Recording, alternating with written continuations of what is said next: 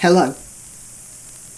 I'm now going to play you a clip that will go down in history, and if it doesn't, it should. Where are you? Where are you? I've been out here 10 minutes. Run back into the area, go quickly. Yeah, where are the man?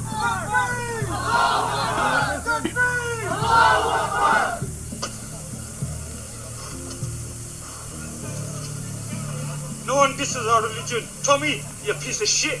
We're here. Come on. You crying on Twitter and everything, you little bitch.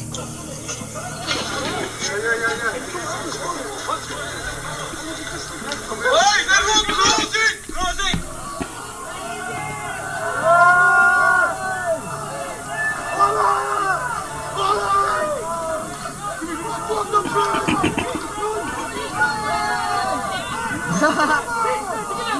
Yo, chill out,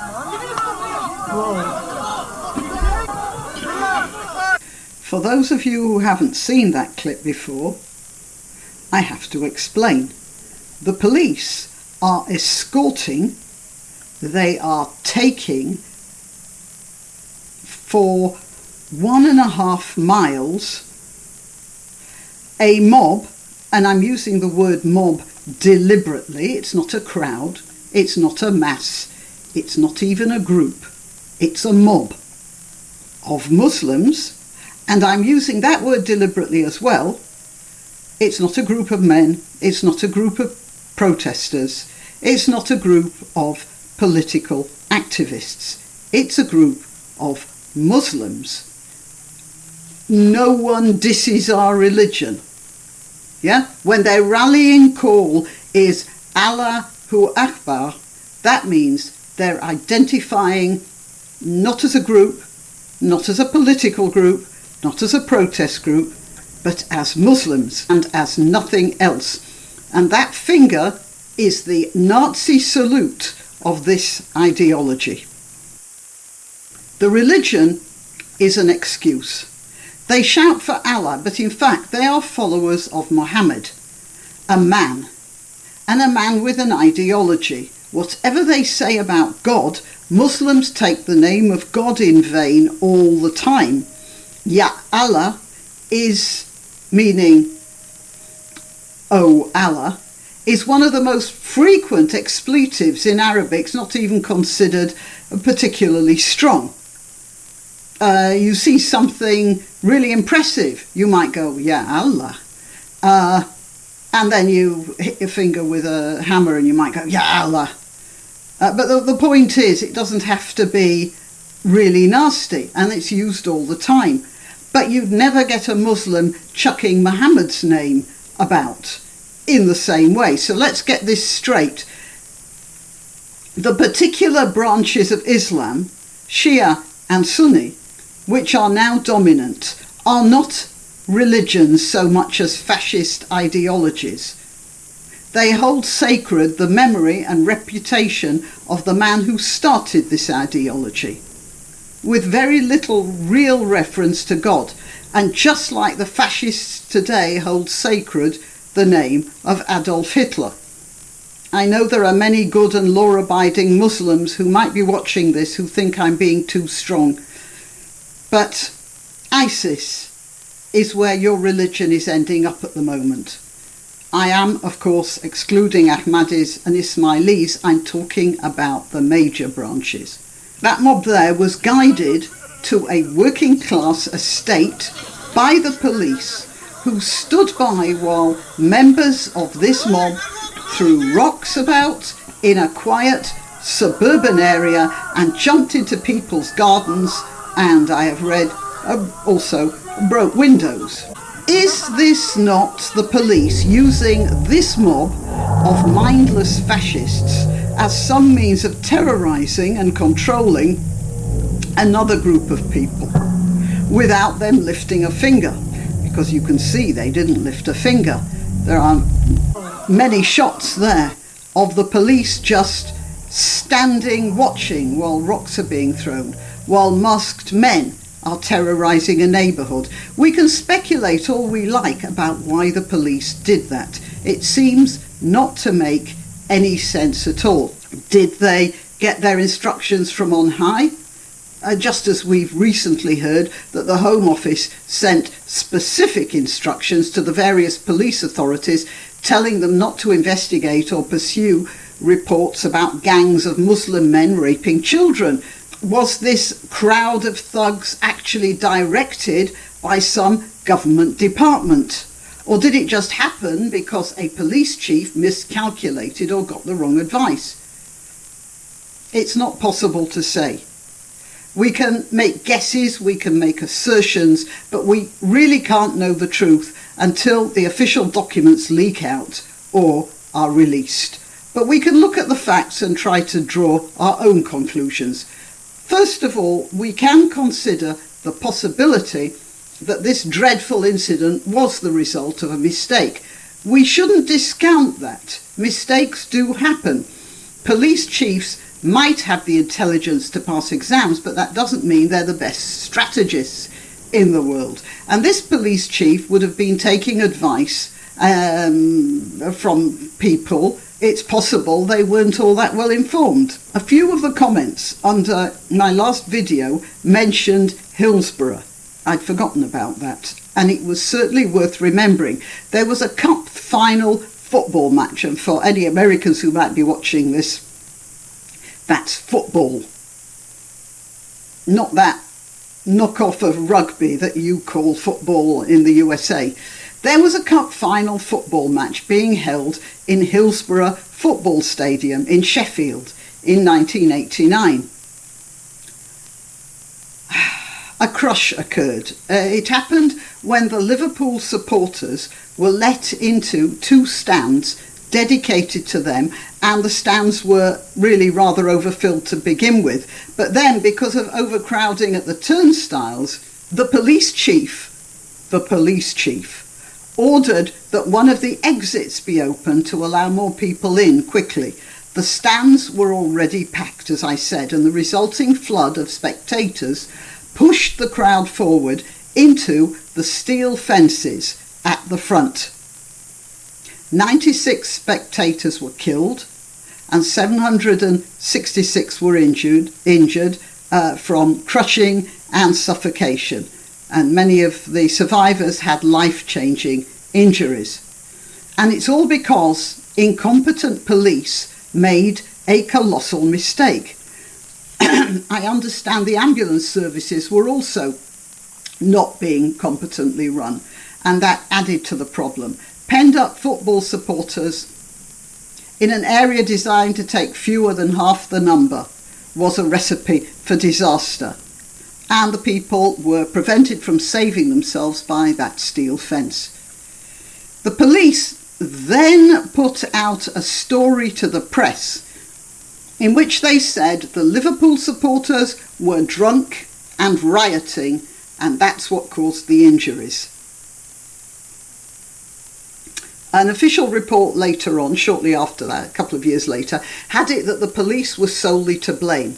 But the Director of Public Prosecutions, the same body that later refused to prosecute Muslim rape gangs, I have to point out, the Director of Public Prosecutions said that no one was to blame and there was no case to prosecute.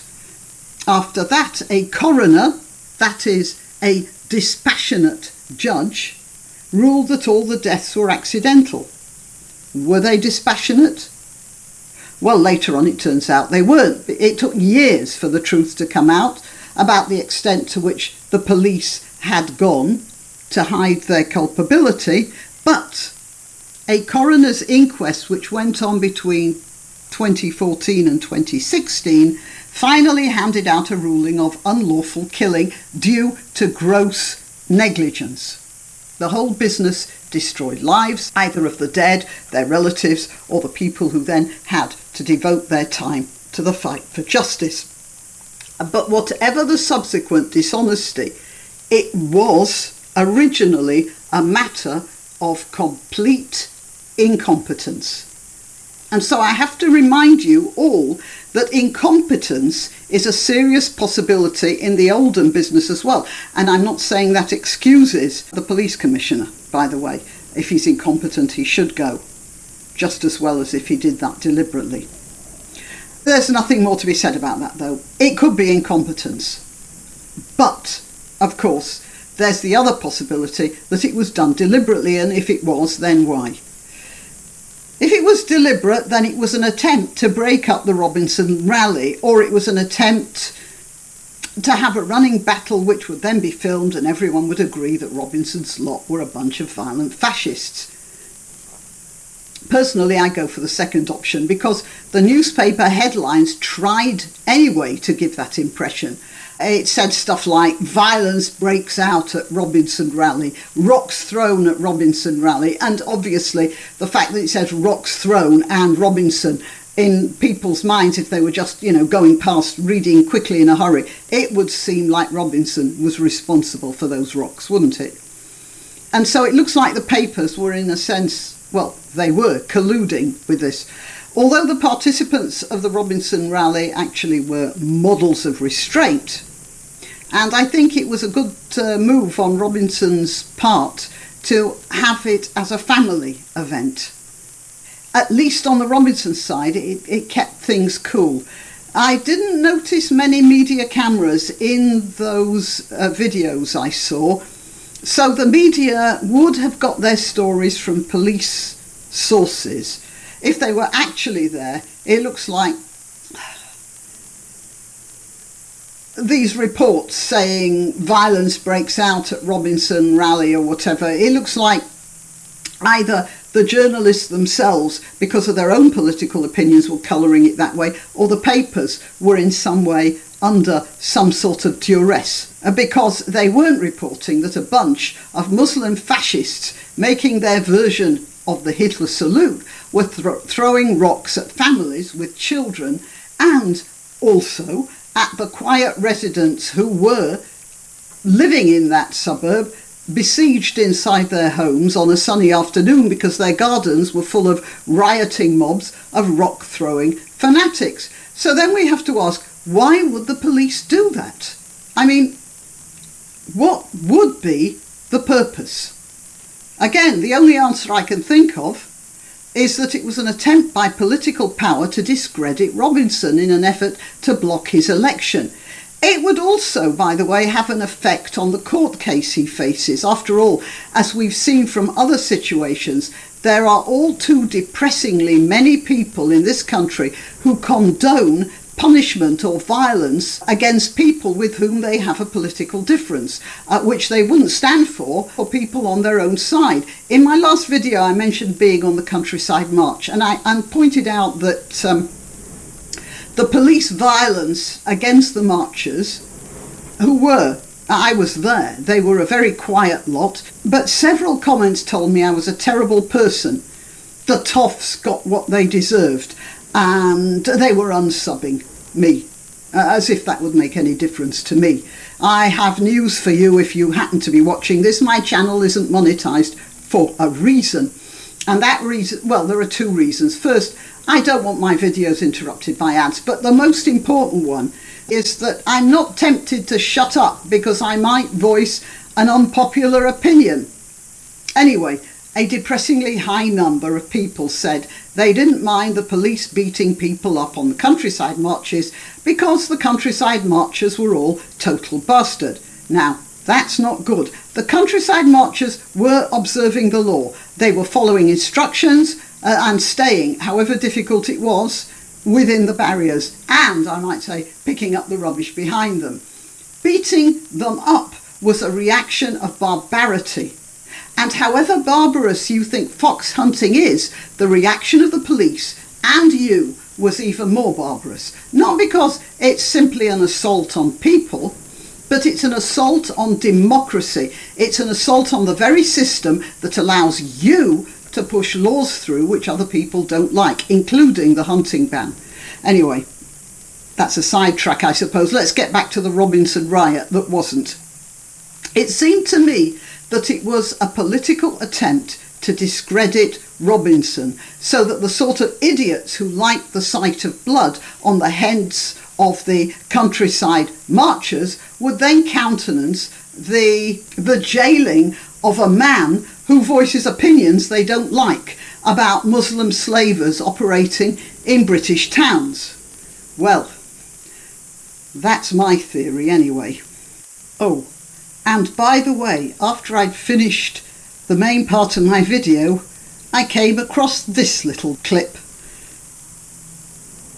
which I thought might interest you.